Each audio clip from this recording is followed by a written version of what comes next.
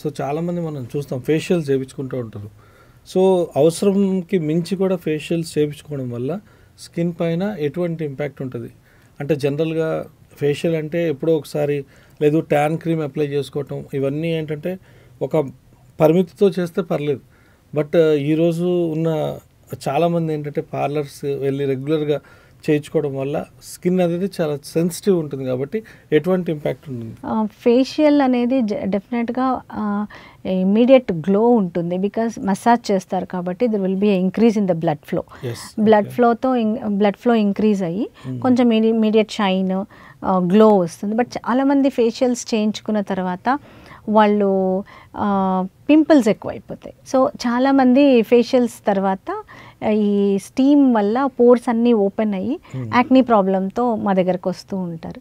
So regular facials ఏదైనా occasion ఉంది అంటే ఫర్ ద టెంపరీ గ్లో కోసం ఫేషియల్స్ చేసుకోవచ్చు. బికాస్ ఫేషియల్స్తో ఎలాంటి ఇంప్రూవ్మెంట్ అదేమి స్కిన్కి ఏమి మెడికేషన్ ఏమీ లేదు, ఎలాంటి ఇంప్రూవ్మెంట్ లేదు, రిలాక్సేషన్ ఉంటుంది, టెంపరీ గ్లో ఉంటుంది.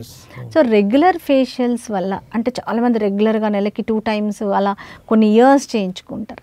అట్లా ఇయర్స్ చేసుకుంటే స్కిన్ లూజ్ అయ్యే ఛాన్స్ ఉంటుంది. సో అందుకని ఫేషియల్స్ కొంచెం జుడిషియస్గా జాగ్రత్తగా చేసుకోవడం బెటరు. ఇప్పుడు మేము మెడిఫేషియల్స్ ఆర్ హైడ్రాఫేషియల్స్ అని treatment, these are not really facials, but ఇది స్కిన్కి లైట్ ట్రీట్మెంట్ లాగా.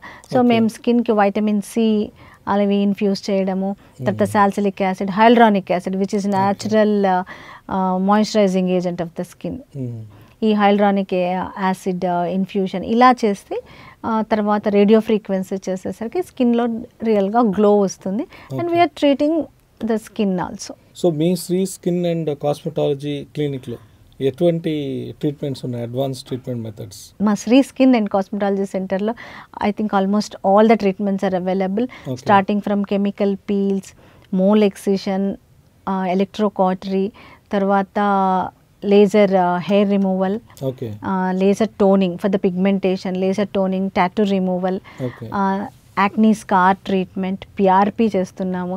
తర్వాత బాడీ షేపింగ్ ఉంది, body shaping machines are there. Body shaping అంటే not for weight loss, after stubborn exercise ఒక సర్టన్ ఏరియాలో ఫ్యాట్ అలాగే ఉండిపోతుంది. సో దాన్ని టార్గెట్ చేసి బాడీకి అంటే ఒక షేప్ ఎక్కడైతే ఉందో దాన్ని టార్గెట్ చేసి ఆ ఫ్యాట్ని తగ్గించడం. తర్వాత క్రయోలైపోలైసిస్ ఉంది, తర్వాత మెడిఫేషియల్స్ ఉన్నాయి, Botox fillers, everything. Thank you madam for your valuable time. So viewers చూసారు కదా, ఇది సుధావాణి గారితో ఈ యొక్క ఎక్స్క్లూసివ్ ఇంటర్వ్యూ. ఫర్దర్గా మనం మరో ఎపిసోడ్కి వెళ్దాం. Until then keep watching your health. Signing off for today, this is Peddikeshwar. ఇలాంటి ఇంట్రెస్టింగ్ వీడియోస్ కోసం తప్పకుండా మా ఛానల్ని సబ్స్క్రైబ్ చేయండి.